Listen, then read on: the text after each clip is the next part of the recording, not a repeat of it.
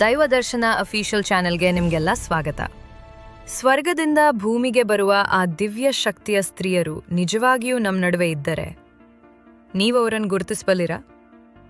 ಅಪ್ಸರೆಯರು ಎಂಬ ಪದ ಕೇಳಿದ ಕೂಡಲೇ ನಮ್ಮ ಮನಸ್ಸಿನಲ್ಲಿ ಸ್ವರ್ಗದ ಅಪರೂಪದ ಸೌಂದರ್ಯ, ಮಧುರ ನೃತ್ಯ, ಸಂಗೀತ ಮತ್ತು ದೇವಲೋಕದ ಅದ್ಭುತ ಲೋಕದ ಚಿತ್ರ ಮೂಡುತ್ತದೆ. ಆದರೆ ಅಪ್ಸರೆಯರು ಯಾರು? ಅವರು ನಿಜವಾಗಿಯೂ ಇರುವರಾ? ಭೂಮಿಗೆ ಬರುತ್ತಾರಾ?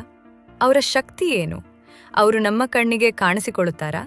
ಈ ಪ್ರಶ್ನೆಗಳು ಸಾವಿರಾರು ವರ್ಷಗಳಿಂದ ಮನುಷ್ಯರ ಮನಸ್ಸನ್ನು ಕಾಡುತ್ತಿವೆ. ಇಗೋ, ಇದನ್ನೆಲ್ಲ ನಿಮಗೆ ಒಂದು ಇಂಟ್ರೆಸ್ಟಿಂಗ್ ಕಥೆ ಮತ್ತು ಮಾಹಿತಿ ರೂಪದಲ್ಲಿ ತಿಳಿಸೋಣ. ರಾತ್ರಿ 12 ಗಂಟೆಗೆ ಅರಣ್ಯದಲ್ಲಿ ಒಬ್ಬ ಯೋಗಿ ಧ್ಯಾನ ಮಾಡುತ್ತಿದ್ದ.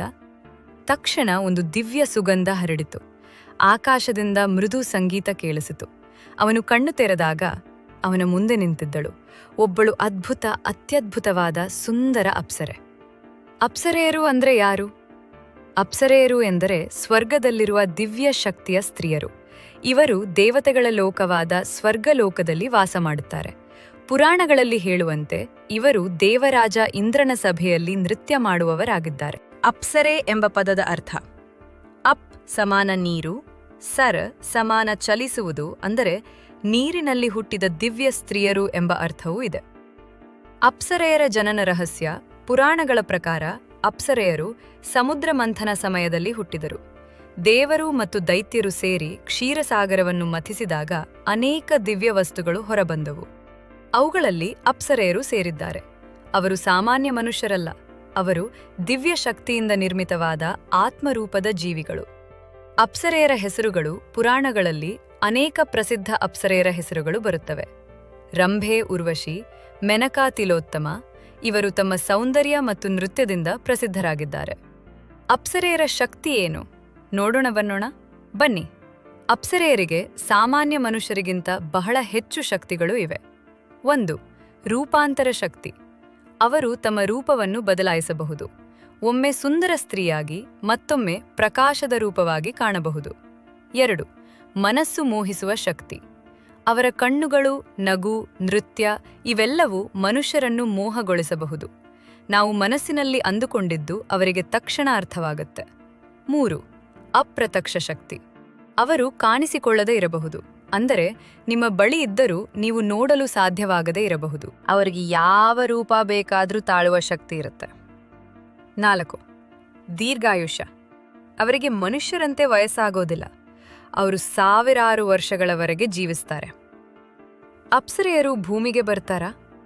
ಪುರಾಣಗಳಲ್ಲಿ ಹೇಳುವ ಪ್ರಕಾರ ಹೌದು, ಅವರು ಭೂಮಿಗೆ ಬರ್ತಾರೆ. ಆದರೆ ಯಾವಾಗ?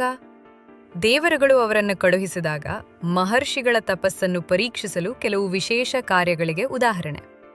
ಒಬ್ಬ ಮಹರ್ಷಿ ತುಂಬ ಕಠಿಣ ತಪಸ್ಸು ಮಾಡುತ್ತಿದ್ದಾಗ ದೇವರಾಜ ಇಂದ್ರನಿಗೆ ಭಯವಾಗುತ್ತಿತ್ತು.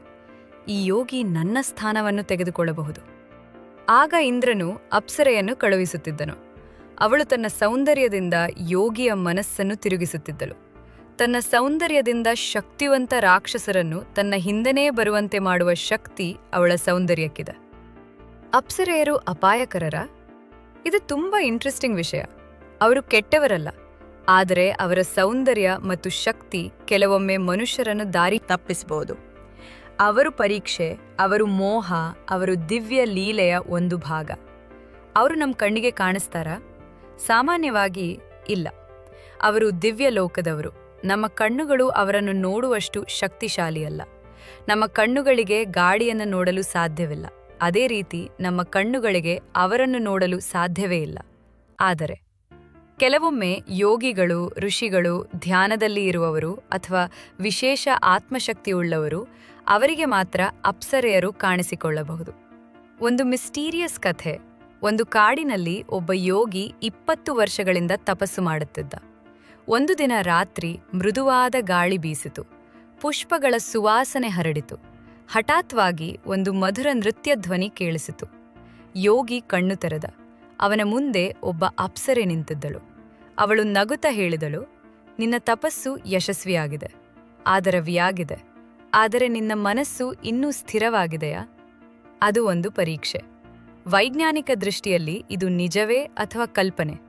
ವಿಜ್ಞಾನ ಪ್ರಕಾರ ಅಪ್ಸರೆಯರು ನಿಜವಾಗಿರುವುದಕ್ಕೆ ಯಾವುದೇ ಸಾಕ್ಷಿ ಇಲ್ಲ. ರಹಸ್ಯಗಳನ್ನು ದೇವರು ಯಾವುದೇ ಕಾರಣಕ್ಕೂ ವಿಜ್ಞಾನಕ್ಕೆ ಬಿಟ್ಟುಕೊಡುವುದಿಲ್ಲ. ಇದು ಪುರಾಣಗಳ ಕಥೆಗಳು, ಮಾನವ ಮನಸ್ಸಿನ ಕಲ್ಪನೆ ಅಥವಾ ಆಧ್ಯಾತ್ಮಿಕ ಅನುಭವ. ಆದರೆ ಆಧ್ಯಾತ್ಮಿಕವಾಗಿ ನೋಡಿದ್ರೆ ಅವರು ಎನರ್ಜಿ ಫಾರ್ಮ್ ಆಗಿರಬಹುದು ಎಂದು ಕೆಲವರು ನಂಬುತ್ತಾರೆ. ಅಪ್ಸರೆಯರು ಏನನ್ನು ಸೂಚಿಸುತ್ತಾರೆ? ಅಪ್ಸರೆಯರು ಒಂದು ಸಂಕೇತ, ಸೌಂದರ್ಯ ಮೋಹ, ಮನಸ್ಸಿನ ಪರೀಕ್ಷೆ, ಆಕರ್ಷಣೆ. ಅವರು ನಮ್ಮ ಜೀವನದಲ್ಲಿ ಬರುವ ವಿಕಾರಗಳ ಪ್ರತೀಕ ಕೂಡ ಆಗಿರಬಹುದು. ಅಂತಿಮ ಮಾತು, ಅಪ್ಸರೆಯರು ನಿಜವಾಗೇ ಇದ್ದಾರಾ ಇಲ್ಲವೇ ಅನ್ನೋದು ನಿಮಗೆ ನಂಬಿಕೆಗೆ ಬಿಟ್ಟದ್ದು. ಆದರೆ ಒಂದು ವಿಷಯ ಖಚಿತ, ಪ್ರತಿ ಮನುಷ್ಯನ ಜೀವನದಲ್ಲೂ ಒಂದು ಅಪ್ಸರೆ ಬರ್ತಾಳೆ. ಅದು ಒಬ್ಬ ವ್ಯಕ್ತಿಯಾಗಿರ್ಬೋದು, ಅಥವಾ ಒಂದು ಆಕರ್ಷಣೆ, ಅಥವಾ ಒಂದು ಪರೀಕ್ಷೆ. ನಿಮಗೆ ಯಾವಾಗಲಾದರೂ ಅನಿಸ್ತಾ ಯಾರೋ ನಿಮ್ಮ ಮನಸ್ಸನ್ನು ಏಕಾಏಕಿ ಸೆಳೆದಂತೆ ಆಗ್ತಾ ಇದೆ ಅಂತ? ಅದು ನಿಜವಾಗಿಯೂ ಒಂದು ಅಪ್ಸರೆಯ ಪ್ರಭಾವವೇ ಇರಬಹುದೇ?